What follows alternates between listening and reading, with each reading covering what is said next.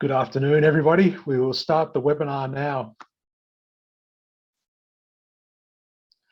Thank you, everyone, for joining us on this webinar entitled Towards a Just Transition, Good Practices in Value Creation and Social Risk Management, brought to you by ERM, RCG and the ERM Group.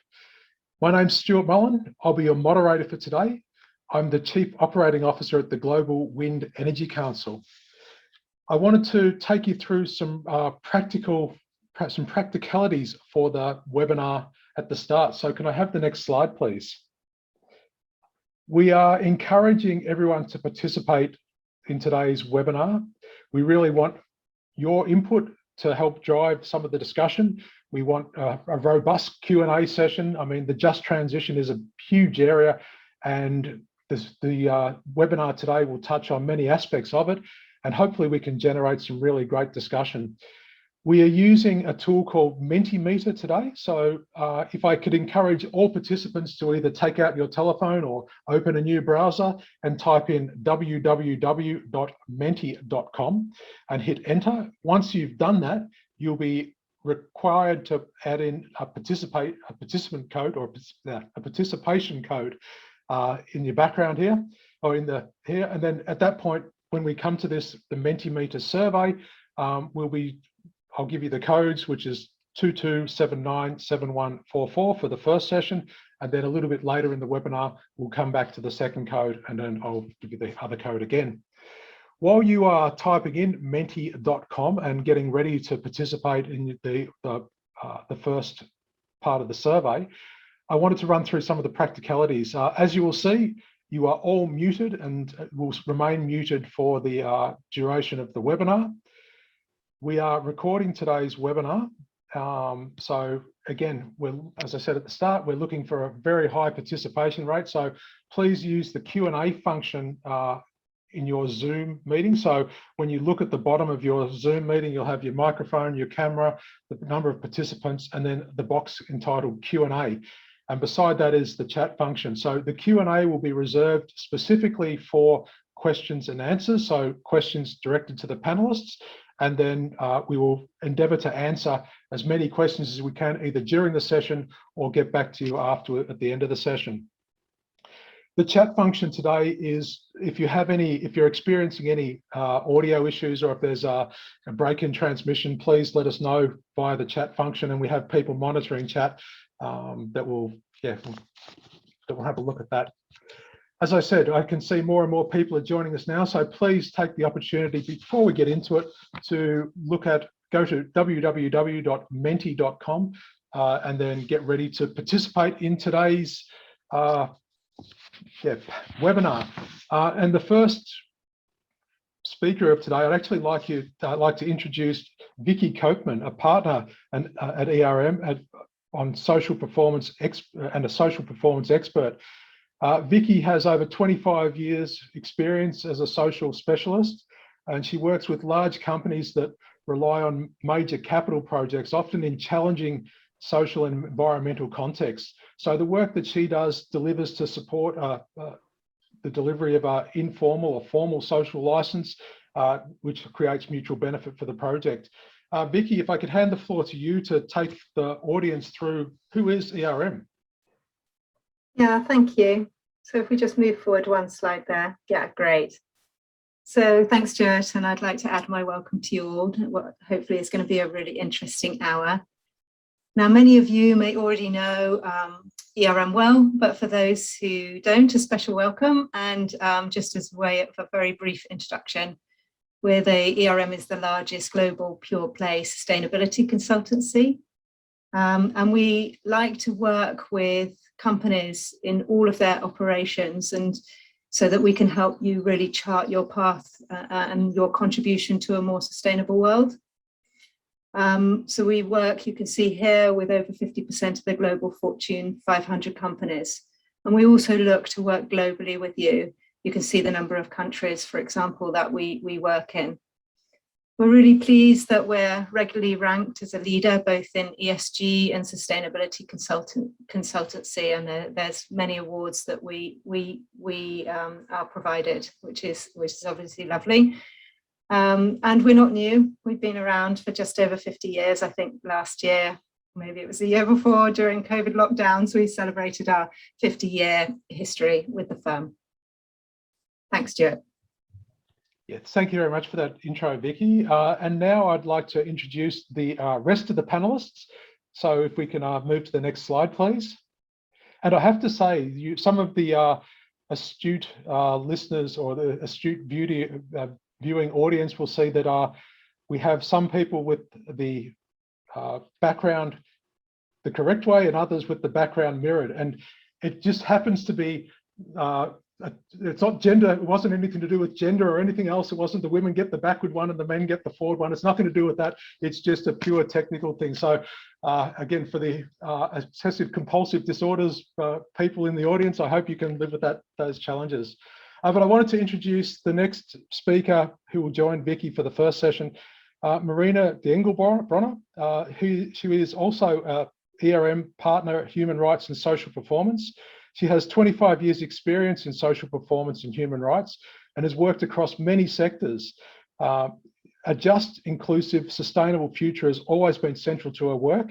And she's come from Shell most recently, where she actually developed Shell's worldwide just transition policy. So welcome to the stage, Marina. And then I would also like to round out today's panel by introducing Dan Pearson, RCG from the Renewables Consulting Group and head of the EMEA. Dan also has 22 years of renewable experience developing and financing projects in offshore and the marine sector.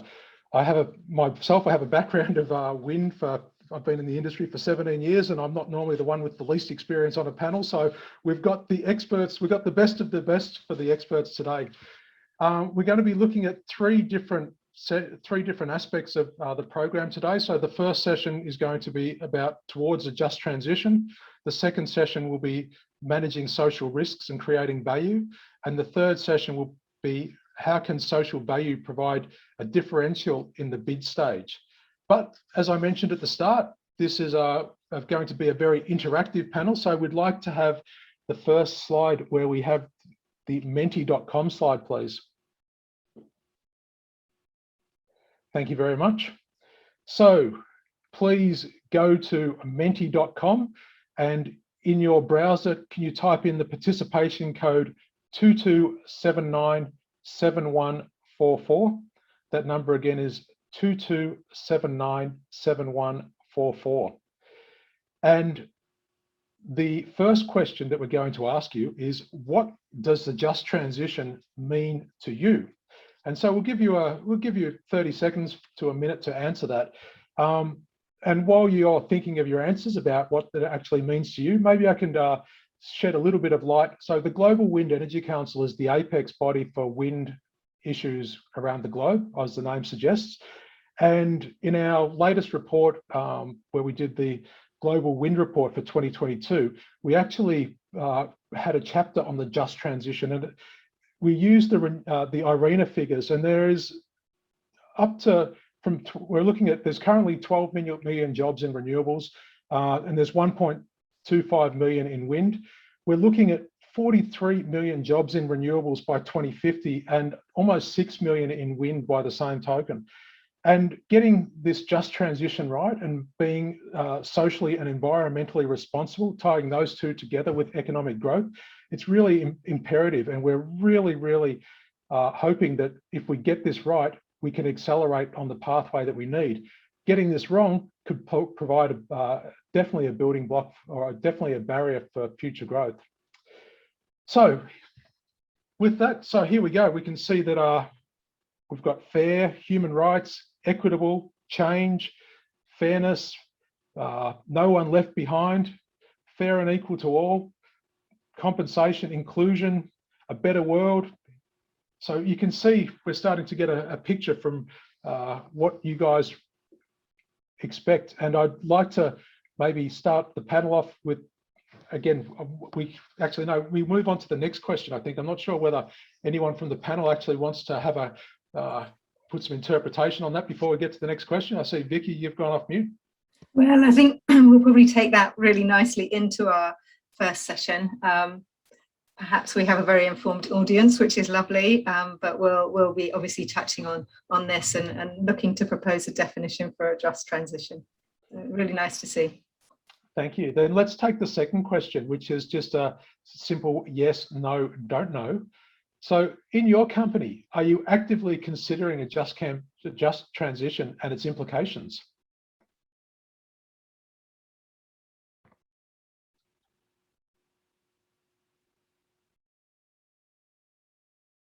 Right, we're starting to get a fairly good survey size. So people are, or at least a good sample size. So people are saying yes, or they don't know. There's, oh, now we have a single person saying no.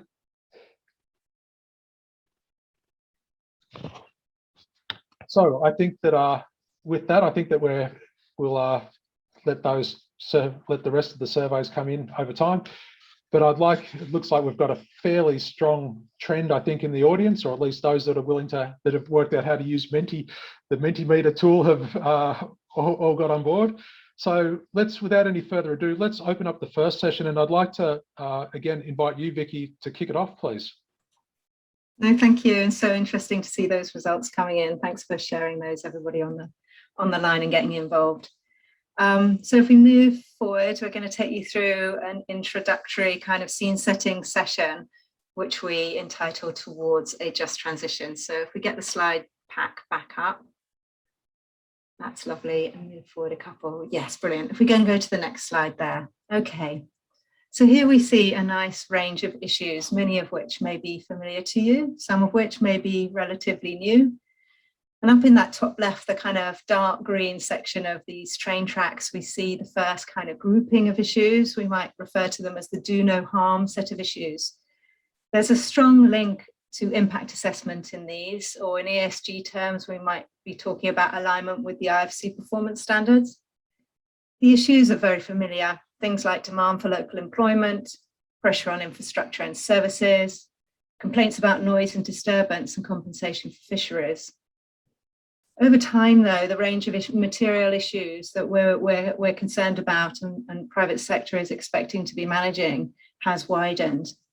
There's been a distinct focus on human rights, and that now most definitely extends through to the supply chain.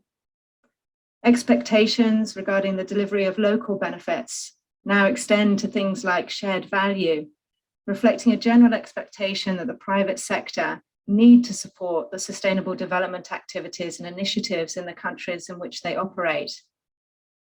Stakeholder expectation on information disclosure grows ever demanding, such that those stakeholders can look at and judge the companies that are investing in communities around them and in their countries. But now we're seeing the dialogue moving on yet again. And alongside the concept of just transition, there are other linked terms, such as community ownership, regeneration, and climate justice. These all have links to the global emphasis that we now all have on the climate and biodiversity emergency, and on deep concepts like diversity and inclusion and concerns around equality. The political build better narrative we see rolling out, and soon, of course, or now even, it needs to rapidly take on board the evolving cost of living crisis. The main thing, I think, those of us who've been in this business for quite some time that we can be certain of, is that the issues landscape for renewables projects will continue to evolve. So for me, in all of this, we need to work out how we mine the gap, how we potentially bridge the gap, or definitely bridge the gap, and even consider how we can be part of laying the train tracks going forward. So with that kind of context of the past issues haven't gone away, but we've got more issues, including just transition, to be managing. Let's drop down a level, or focus in a level on the next slide into just transition. And I think we'll sort of talk quite a bit about what came up on that first Menti poll. So in today's society, energy is certainly seen as critical to our life every day as water, food, and shelter. Energy policies across governments around the globe are reorientated, or have reorientated, to balance the three dimensions which have become known as the energy trilemma, namely environmental sustainability, energy security, and energy equity. And this has meant a fundamental rethink about how we must transition our power generation sources. However, increasingly, stakeholders are considering how this transition to a low carbon energy should and can be coupled with a transition that tackles the existing inequality and injustices in our world. This has led to the concept of a just transition. Although the definition is evolving, many of the underlying principles which you shared on that Menti are coming into place. Now, I've got a smaller subset here on the screen, but I don't disagree with anything that was shared on Menti. But just to take us round, and these resonate with what you shared, they're very much it's a concept very much based in human rights. It has foundations around fairness. I think that was the most popular one that was shared, equality and inclusiveness. A real foundation as well in delivering decent and high value work, and a recognition that a just transition needs to restore our ecological and social well-being, not just keep it the same, but really regenerate it. And that this all must be done through a multi-stakeholder collaboration. So piecing this all together, we've hazarded a definition here. No doubt it's not, it will evolve and there'll be different definitions, but hopefully this captures at least some of it. So a just transition is how we get to a net zero and climate resilient economy in a way that delivers fairness and tackles inequality and injustice. Importantly, a just transition is both the outcome, which we might think is a fairer and greener future for all, and also the process that must be undertaken, in that it must be done in partnership with those impacted by the transition to net zero. So who are impacted by the transition to net zero? Well, again, we might think about it as something with three parts. It's those who are impacted as we move away from high carbon energy. It's those that are impacted as we move into low carbon energy. And it's also those impacted as we adapt to the effects of a changing climate. That's a vast number of people, arguably most, if not all, everybody on the planet. So I'll pass now to Marina, who will take us through the next couple of slides on the foundations of a just transition. So Vicky just mentioned the evolving concept of just transition, and it has many dimensions. So this visual is by no means comprehensive, but what it shows is the multiple elements and the wide range of stakeholders related to just transition. The concept of just transition was developed by North American trade unions in the 1970s. It provided a framework for discussions on the kind of social and economic interventions necessary to secure workers' livelihoods in the shift from high carbon to low carbon economies. And since then, the concept of just transition has evolved and spread to other areas and domains, from environmental justice groups to the international trade union movement, international organizations, and the private sector. The concept of just transition has been used to bring together job security, community resilience and livelihood, and caring for the environment as common goals, emphasizing actually the ecological and social well-being, which goes hand in hand. Since its inclusion in the preamble of the 2015 Paris Agreement, it has also been adopted in global, national and subnational policy circles, stressing the role of governments in a just transition. So the variety of dimensions and diversity of stakeholders emphasize actually that the just transition can only be reached by multi-stakeholder collaboration, as Vicky was also mentioning. So moving to the next slide, why is a just transition important for renewable energy companies? Well, the deployment and expansion of renewable energy technologies plays an important role in reducing our collective carbon footprint. But it can come at a cost for workers and communities if companies do not assure respect for social issues and human rights in their own operations, but also in the supply chains. And this could have implications for companies if business activities do not have community acceptance or buy-in from workers and authorities. In other words, if there's not sufficient social license to operate. So protests from workers or local communities could delay projects, have an impact on schedule, and could also lead to litigation and ultimately damage reputation. So in the past years, we've seen multiple protests from local communities over plans against solar plants, for example, in Spain and in the UK. And in Norway, the Supreme Court ordered the withdrawal of the operating licenses of 2 onshore wind farms as the construction of turbines.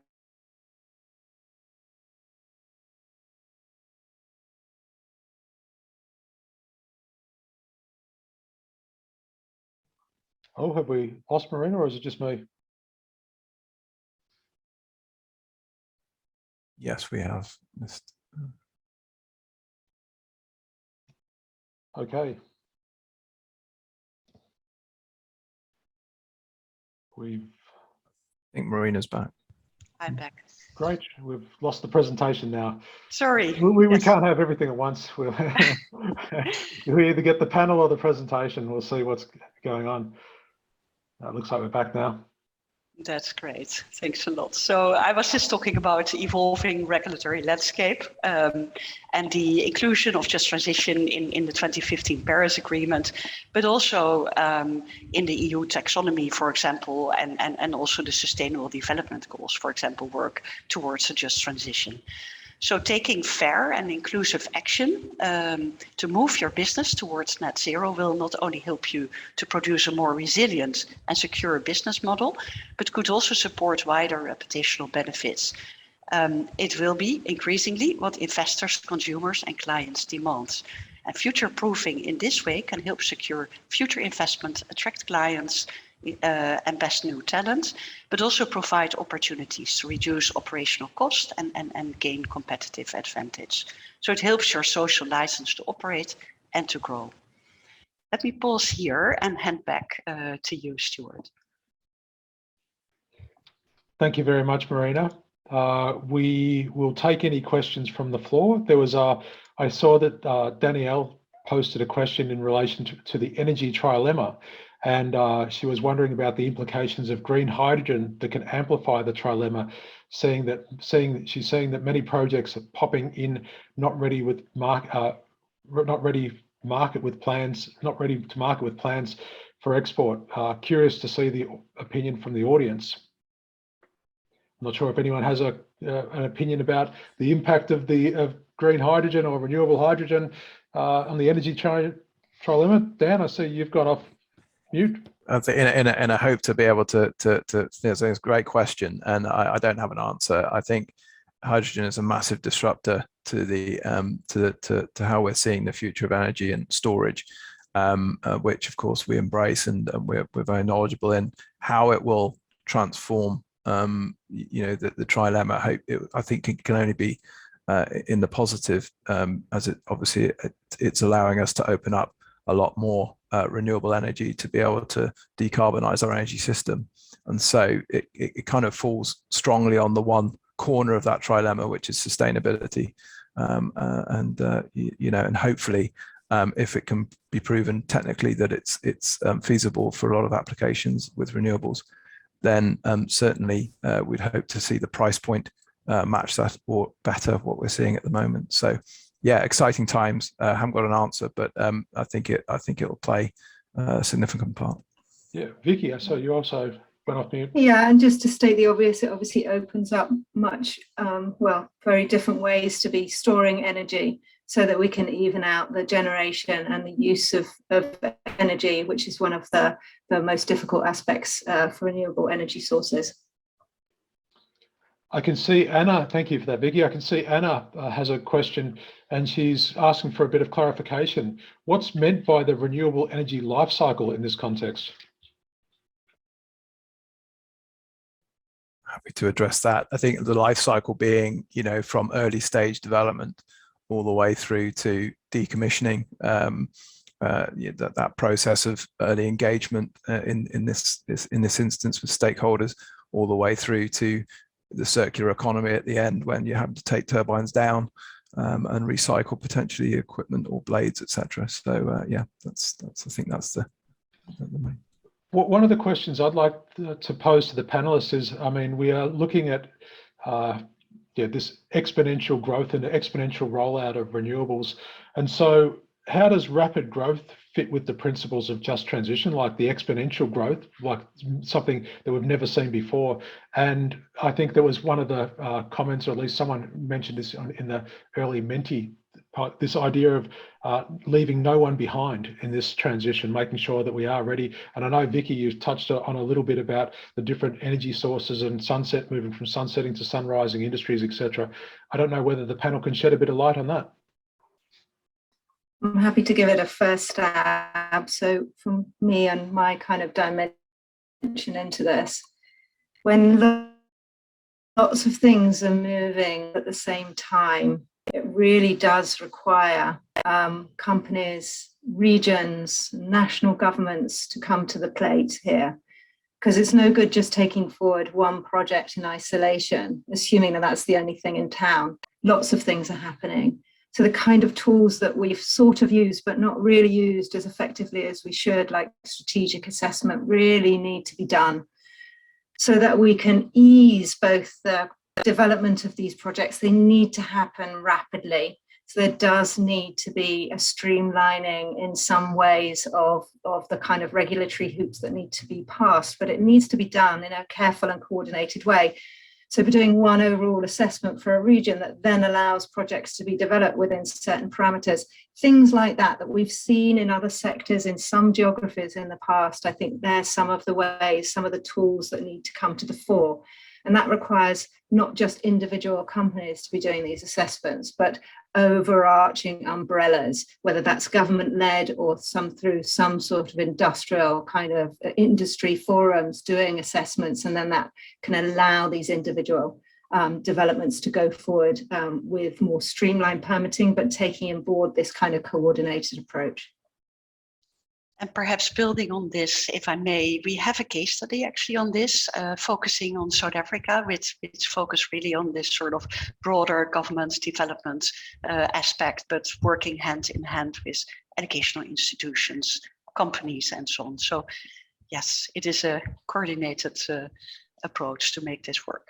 Great, thank you very much. So let's move on now to the second session. So if I can have the next slide, please. So how is the just transition being approached by the sector, by the private sector? And here we'll start off again, I think, with you, Vicky, and we'll invite all the panelists to participate in this session. Thanks, Stuart. Right, so let's get a little bit more practical maybe in this one, rather than talking about concepts. And as we work with companies to navigate this ever-changing landscape of risk and opportunity, we see 5 main areas of focus. Firstly, and at the center, is the increasing importance of establishing a clear vision for companies to establish their clear vision around the social value that they aspire to create in the world, underpinned by strong policies. The benefits of this are many-fold, including attracting and inspiring employees, building brand and managing risk.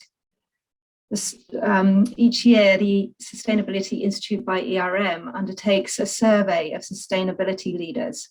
And in 2021, it identified that sustainable business models and strategies is the strongest driver of recognized leadership.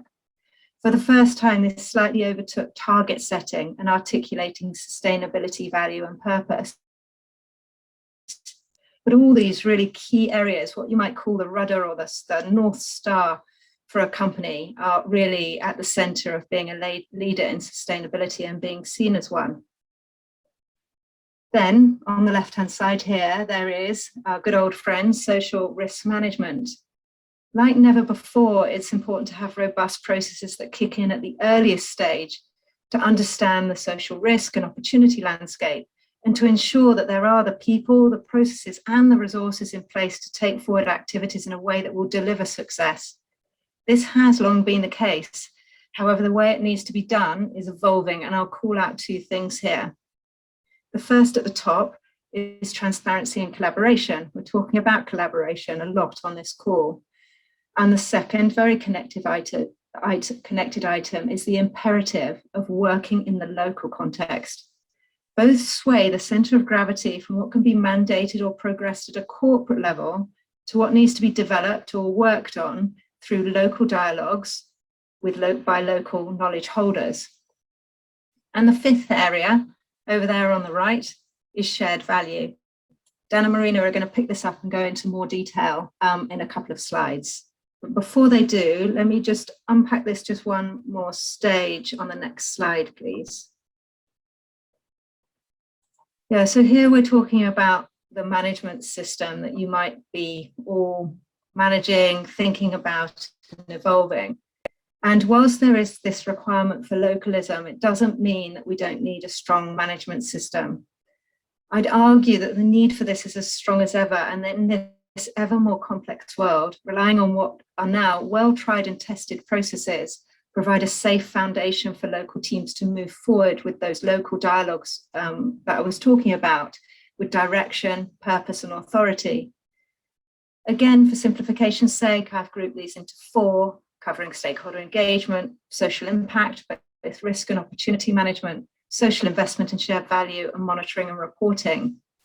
These are areas that have been developed over the last 25 years or so and are now, to an extent, codified in good practice and standards. Underneath each of these, again, I've given some examples of what might be encompassed in that good practice. So, for example, in relation to stakeholder engagement, established good practice would consider the need for stakeholder engagement plan at the very earliest stage, to take forward engagement in a consistent and documented manner, to be alert to conflict and to bring in professionals to support its management when it arises, and to have a robust grievance mechanism. These are just as true now in the world of a just transition as they have ever been, and are even more pertinent in terms of whether a particular project is going to be successful or not. Well, I guess what I would point out is the breadth and focus of how these processes are being applied is and will continue to evolve. Firstly, the topics that need to be considered are broadening.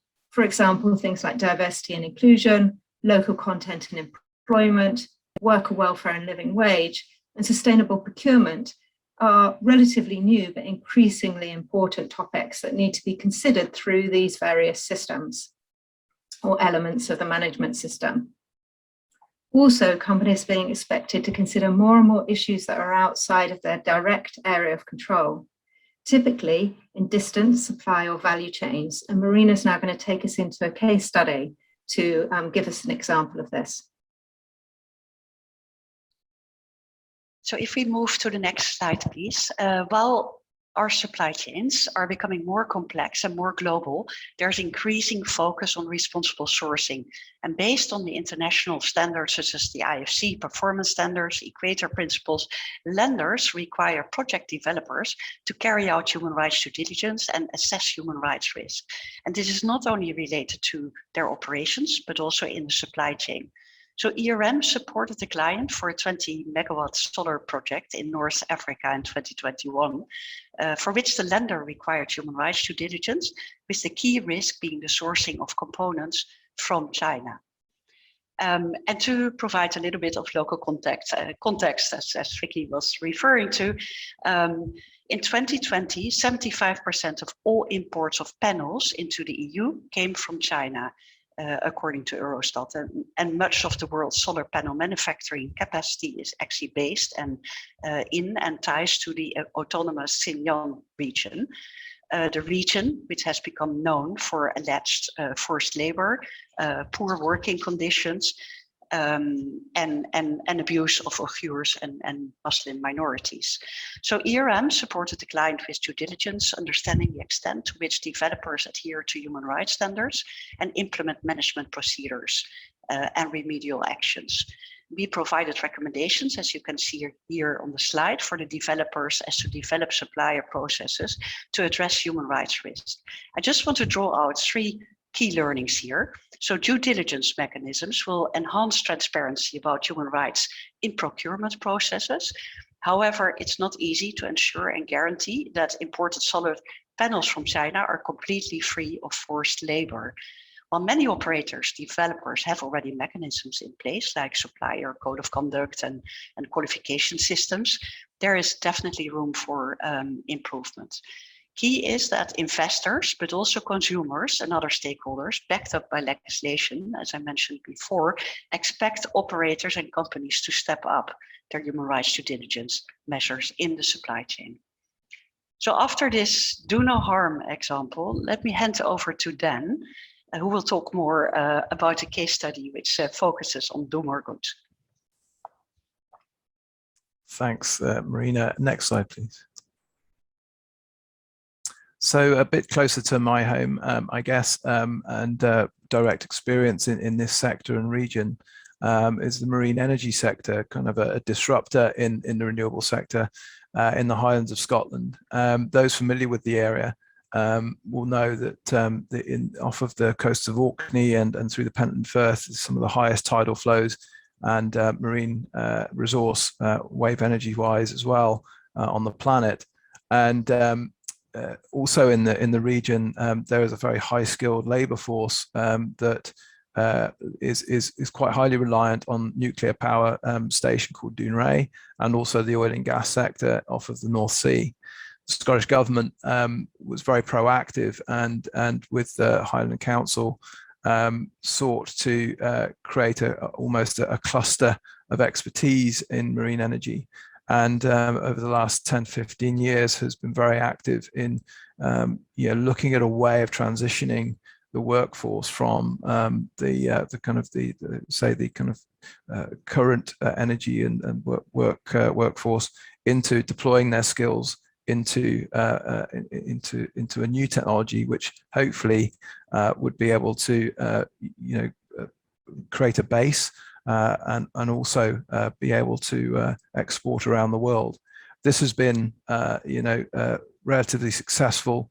It's been incredible to see the amount of developments that have taken place in the north, and it has got a lot of interest, and a lot of industries are turning towards a very green transition in the area. I think that's taken leadership from the Scottish government and regional interest groups. Technology is not there yet. It's got some way to go, but it's proven it works. And as the cost of energy comes down, then it'll start, no doubt, to contribute to the energy mix. Thanks, Marie.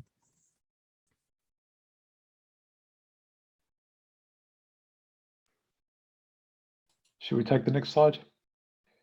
An evolving model for delivering. Yep. I think that's yours, Vicky. Yeah. It's mine actually. So my apologies.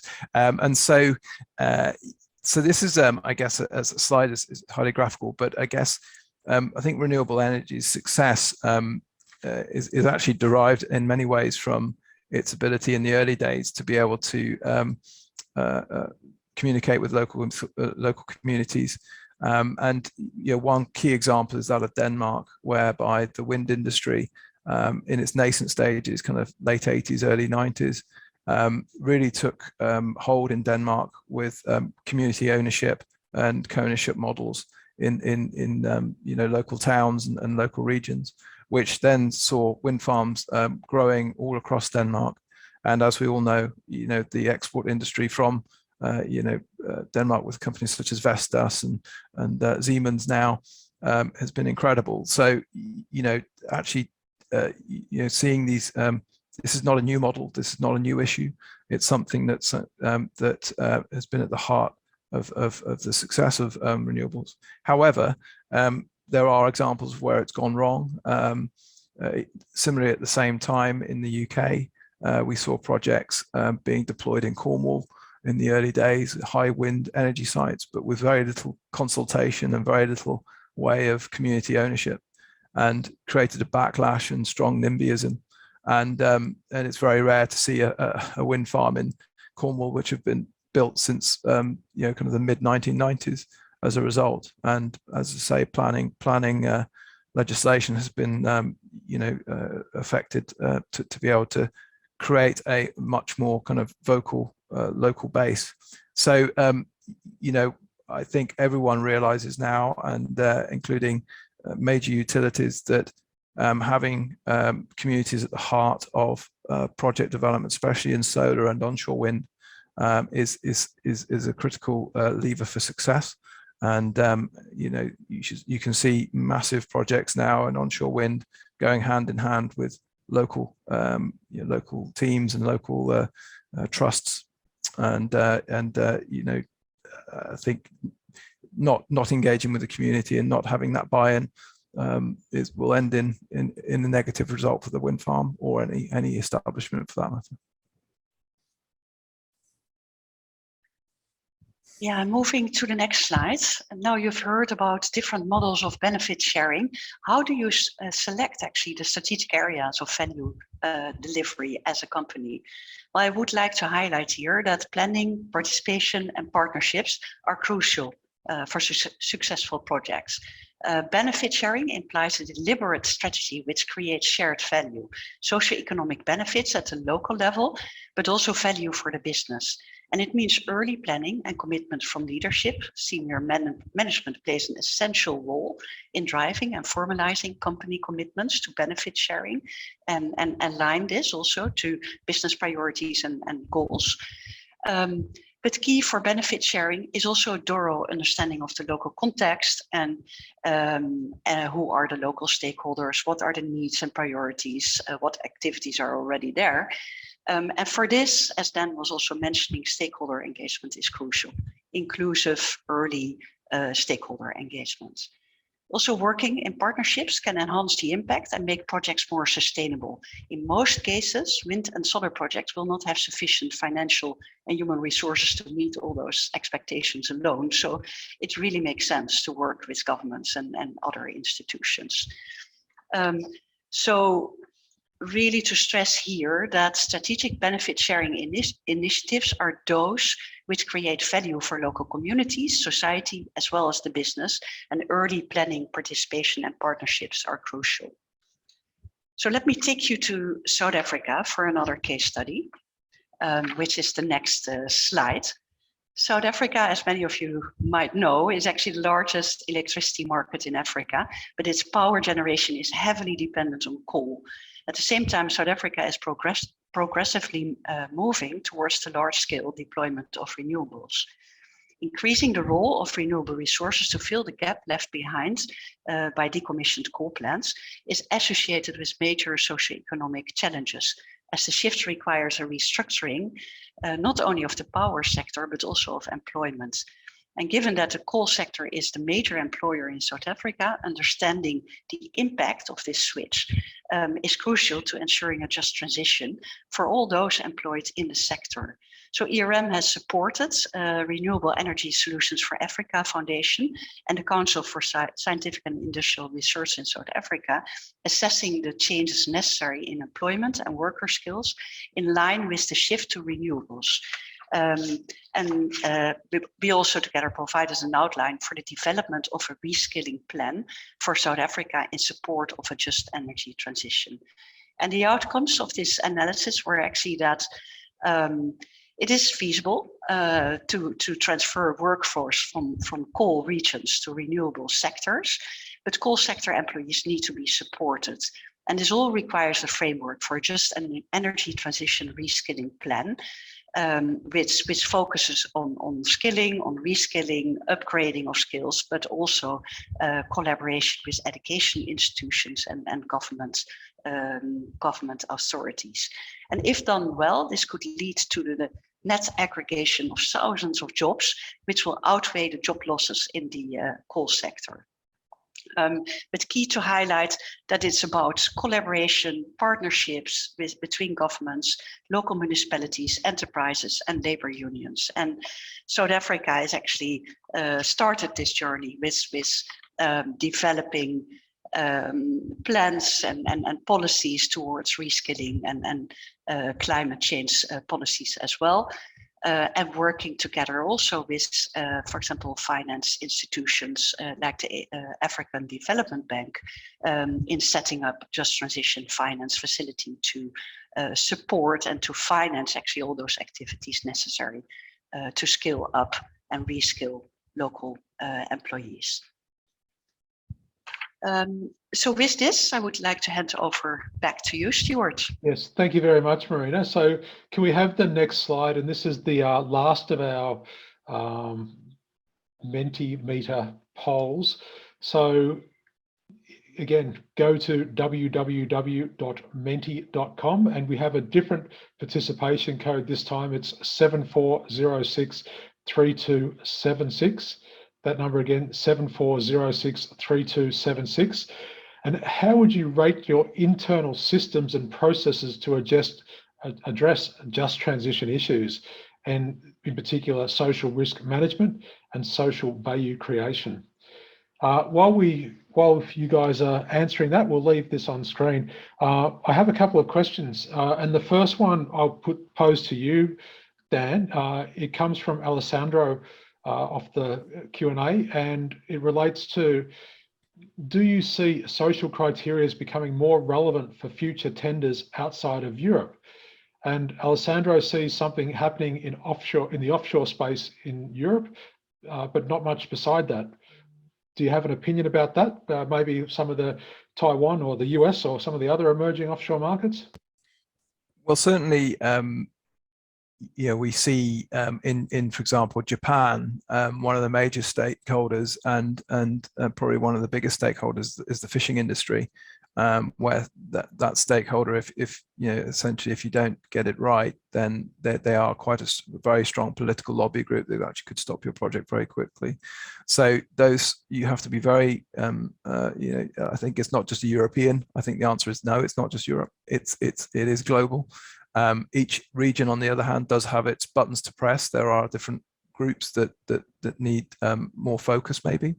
And I, touching on the US, certainly it's been almost from the outset with the US. A lot of the states that are looking at offshore wind in that regard have a very strong bias towards using local ports. You also have to use ships that are registered within the US under the Jones Act. You have,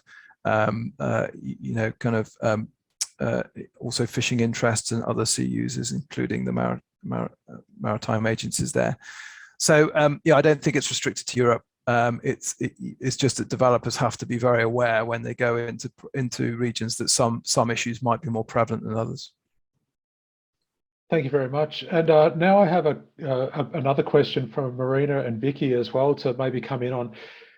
In Australia at the moment, we're seeing that there's the offshore wind market is about to take off in Australia, and the government is a little bit concerned about stakeholder fatigue, in that lots of individual projects are engaging with the same community, which and not all those projects are vying for the same position, same area. And so how does one control the stakeholder fatigue? Have you noticed that in other markets, and do you have any experience in these issues? Well, Vicky? To start, yes, it's a very common issue, I think, for us, stakeholder fatigue. And I think it links to your prior question, Stuart, around the kind of acceleration of renewable development. I think there's an absolute kind of clear and present danger that stakeholders will become overwhelmed and fatigued. And it is difficult to our stakeholders, particularly those from like community-based organizations or speaking on their own behalf, to give up basically their own time, because they're normally very resource constrained. So it sort of goes back, I guess, to my previous point of needing coordinated action. We see this not only in the renewables sector, but the kind of linked industrial decarbonisation sector at the moment, where we've got different kind of industries, different clusters working, and then sort of not enough coming from national and regional government to frame that. And what we've learned through different public surveys and engagements in the UK is that it is really important to take the public on a journey to net zero, one which is holistic. So it's not just that the renewables sector need to have their narrative, and then industrial decarbonisation and CCUS having other narratives going on. Again, that's overwhelming. So the national importance of having a dialogue with the public around how we're getting to net zero in a particular region, and then seeing that roll down through the different kind of layers and then to the different industries is really important. And where you can have one conversation rather than 10, let's have the one. Thank you very much for that, Vicky. It's a very strong answer. And again, associations like GWIC will have roles to play in sort of, I guess, coordinating the input of industry at least. The results of the survey is in, and I'm not sure how the ERM guys view this. It seems that people have above average or towards the very good side of the where people seem to be pretty satisfied. Maybe there's a bit of work to do. Is that Marina, Vicky, or Dan? Is that what you would expect to see, those type of results? Well, I would say it's really nice to see that the social risk management and the social value creation are a bit at the same par. Of course, this is very general feedback, but I think that's really good. It's also good to see that it's really on its way. There is room for improvement, but I think it's really, I'm very happy to see this. Yeah. Thank you. Thanks. Then we should maybe leave this here. We've got 10 minutes left of the session, Dan, so pressure's on you to bring this home within 10 minutes. So again, if we can move to the final session, how can social value provide a differential in the bid stage? Over to you, Dan. Thanks, Stuart, and thanks everyone. So I guess, you know, we're harking back to the kind of the energy trilemma. One of the successes of renewable energy over the past decade has been its ability to be able to reduce its levelized cost of energy, and whereby it's always been a green and sustainable and almost reliable source of energy, with the technology always improving. Price has always been a bit of an issue, and that has been you know, dramatically gone in the right way for the last, as I say, 10 years. So solar PV, onshore wind, and offshore wind, to name those three kind of main sectors, have really come on leaps and bounds. The chart on the right there gives some demonstration of how these cost reductions have happened over time, and it's extremely surprising to see that it's literally only in the last 4 or 5 years that you know, we've seen these dramatic prices going down. There are a number of reasons for that, but I won't necessarily go into the details to why.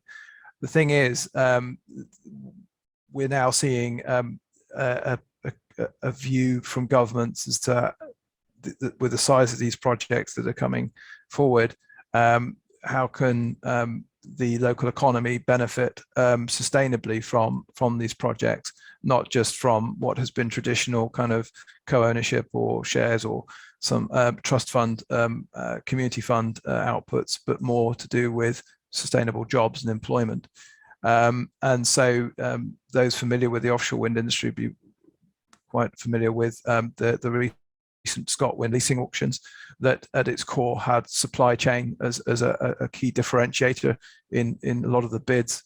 You know, with the gigawatts that have been awarded there, it's now allowing, I think, a bedrock of interest and investment to create a localized industry, both in component supply, but also in installation skills and fabrication. Taiwan also has very strong local supply chain requirements within its plan, and it's actually disqualified some bidders for not delivering on those plans. So you know, these plans do have teeth.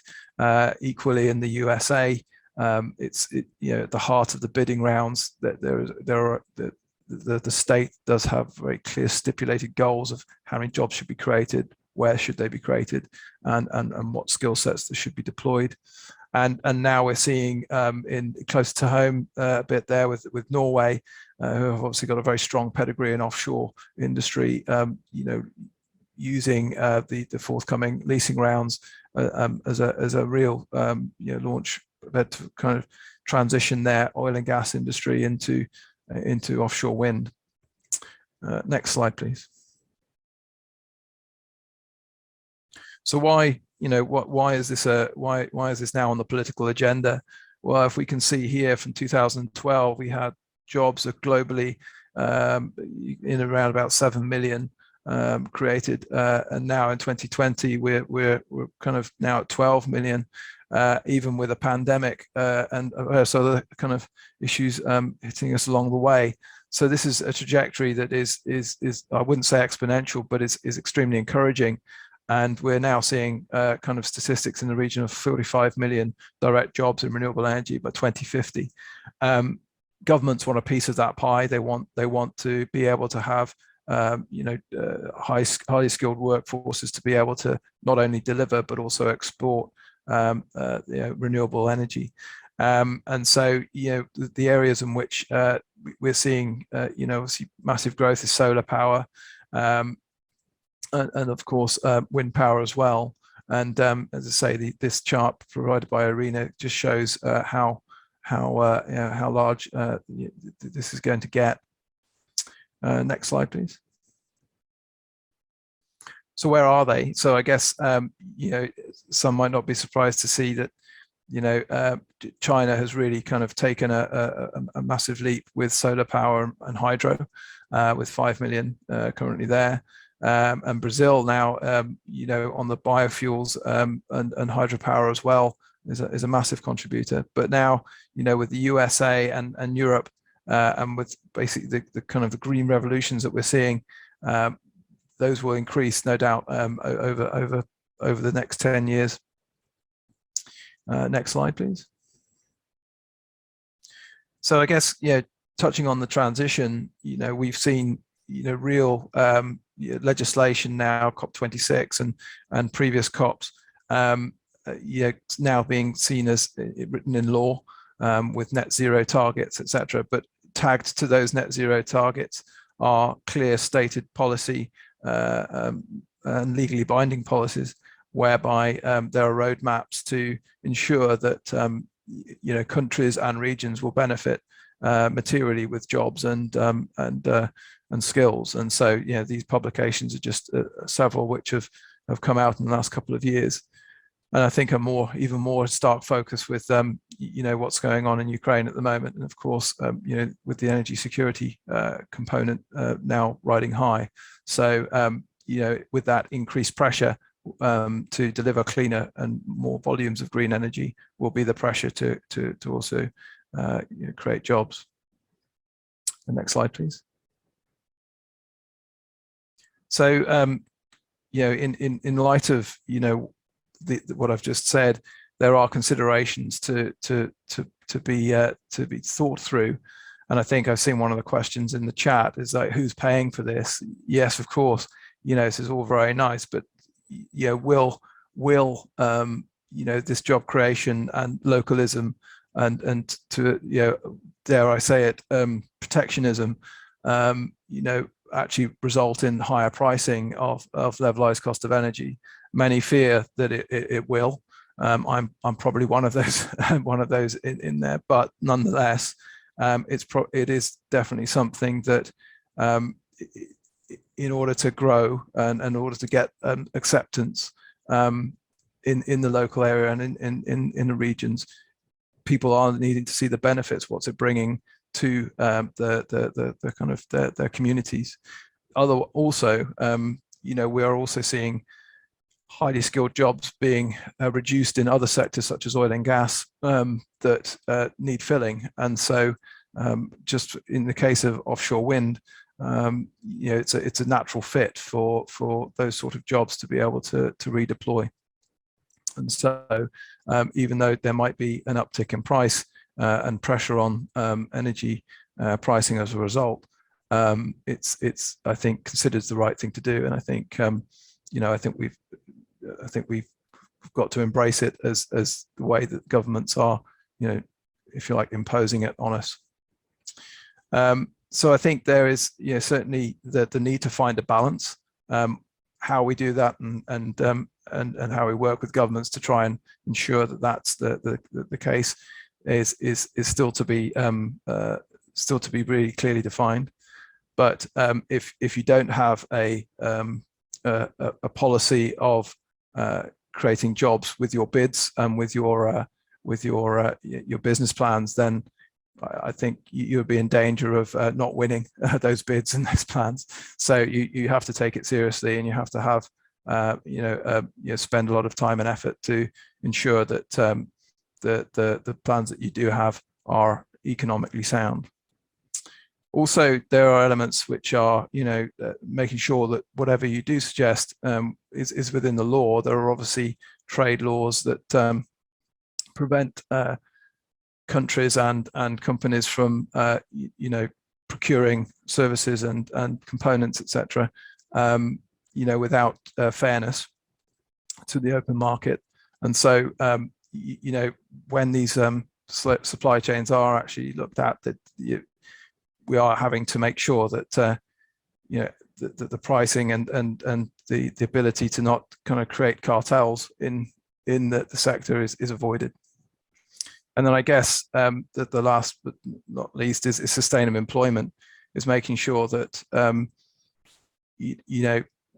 with these transition of jobs from oil and gas, and which are quite labor intensive, it's not like for like with renewable energy. Even though there is a massive uptick in volume, these projects are highly efficient, and so once these projects are built, they don't actually take a huge amount of manpower to run. And so there's an ability here is to make sure that whatever we do plan for in jobs is sustainable through the life cycle of the project. That concludes my last slide, Stuart. Thank you very much. And that actually concludes the webinar for today. I would like to, the last slide contains a QR code. If we would be very, very happy if you would take 30 seconds to scan the QR code and provide us some feedback as to how you found today's session. That would be very useful for us going forward and for the team planning future sessions. I would like to thank the ERM group for inviting GWIC to be able to moderate this really fascinating session. And particularly, I'd like to thank Vicky, Marina, and Dan for joining us today. And of course, for your contribution, both for the Mentimeter and Q&As. We hope that you enjoyed the session, and we look forward to seeing you next time. Thanks very much for your time.